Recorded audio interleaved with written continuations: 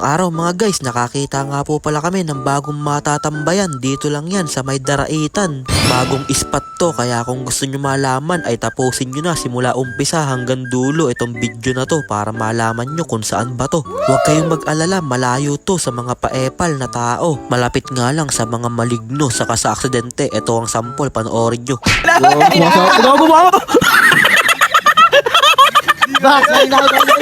Gago.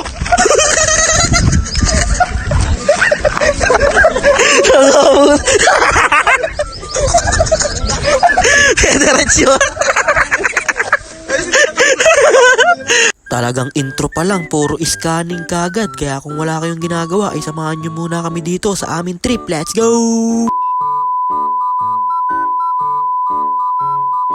So ayun po, pagkagising nga namin na madaling araw ay bumili na din kami kaagad ng manok at inadobo na namin to. Ayan luto na kaagad siya, ganun lang yung kabilis. Kaya tinikman na nga dyan ni Chakno yung adobo, sabi niya masarap na daw, hindi naman niya nalasahan. Kaya umalis na nga din kami kaagad dito para makapunta na kami dun sa pupuntahan natin. Halos late na nga din kami nakaalis dyan, mga 7:30 na. Sabi kasi ng mga kasamahan namin 5:30 daw kami aalis, yung pala mga 6:30, mga tulog pa. Porket wala lang kaming kasamang EA Cakes, mga hindi nagigising ng kusa. Pero kung may kasama siguro kaming EA Cakes, baka hindi pa tumutunog yung alarm ay gising na yung mga kasamahan namin na yan. Ayun may tumatalsik pang takip ng cooler, kaya binalikan na nga namin yun. Scanning naman yung tricycle na yun, sobrang bilis, naiiwan pati yung takip ng cooler.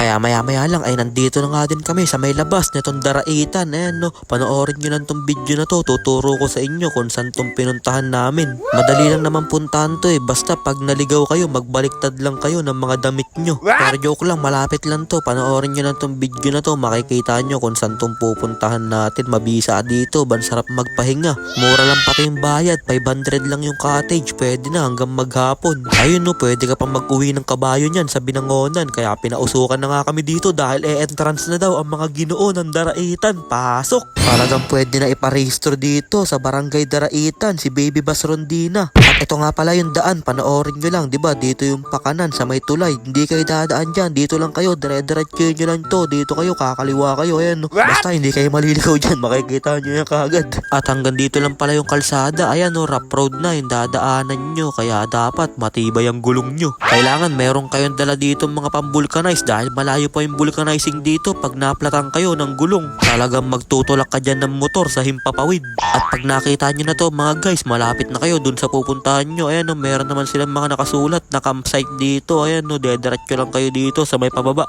At meron pang campsite dyan dito sa may taas. Ayan pag inakyat nyo yan, meron din dyan. Pero hindi kayo dyan pupunta, dito kayo sa may pakanan. At makikita nyo nga dito yung Camp Hiraya, pero hindi kayo dyan pupunta, dito lang kayo dadaan. Kaya dito kayo dadaan, dire-diretso lang, huwag kayong kakaliwa dun sa may kabila dahil pataas yun, sa may kabilang bundok pa yun. Dito tayo, mas maganda dito sa may pakanan dahil masama nga pagka kumakaliwa. Kaya pag masdan muna natin yung kagandahan ng bundok dito, solid. Tapos makikita nyo to, wala, dead end naman yan kaya no choice kayo kundi kumaliwa, kakaliwa talaga kayo dito. Pagbaba nyo dyan, dire-diretso lang kayo tapos kakaliwa kayo. Hindi kayo maliligaw dyan, basta isasama nyo lang si Magta para lagi kayong magtatanong, kaya pinasok na nga namin yan, yung kaliwa na yan. At may nadaanan pa nga kami ditong campsite na may swimming pool, talagang mabisa.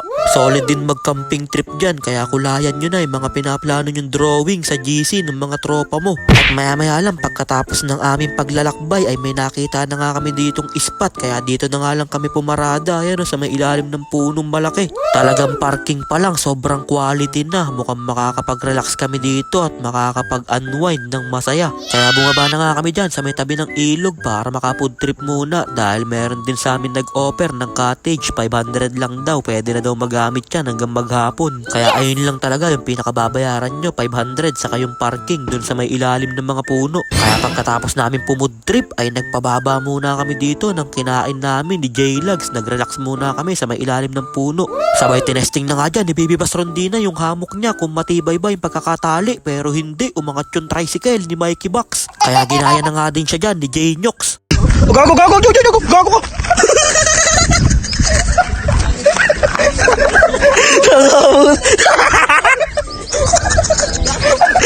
diretso.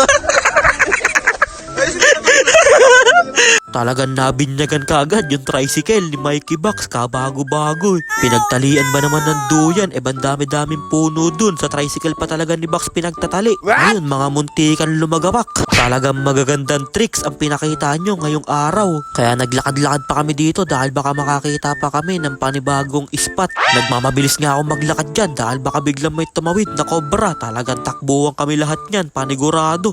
Gaganyan-ganyan pa si Chakno, talagang baka pag may lumabas dyan na cobra, baka hindi ka na bumalik dito sa daraitan. Pero pagtagos naman namin dyan sa may hidden spot ay quality naman, maangas. Kaya sabi ko, bibidyoan ko muna to para meron akong pang my day. Kaya sabi nila dyan, tara maligo muna tayo dito, quality.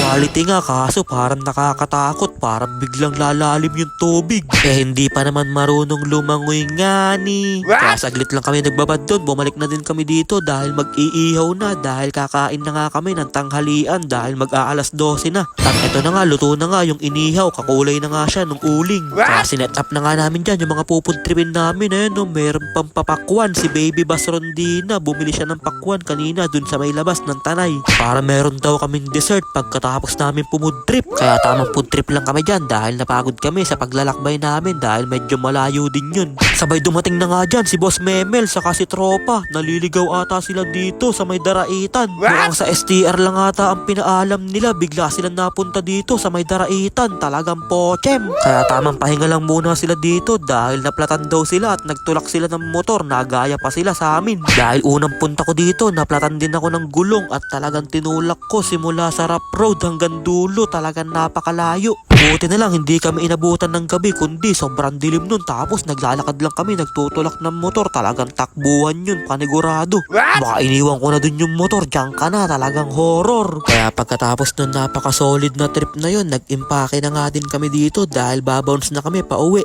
Kaya maraming salamat po sa napaka-solid na trip, Barangay Daraitan. Talagang kahit papano ay nai-relax namin yung mga katawan lupa namin.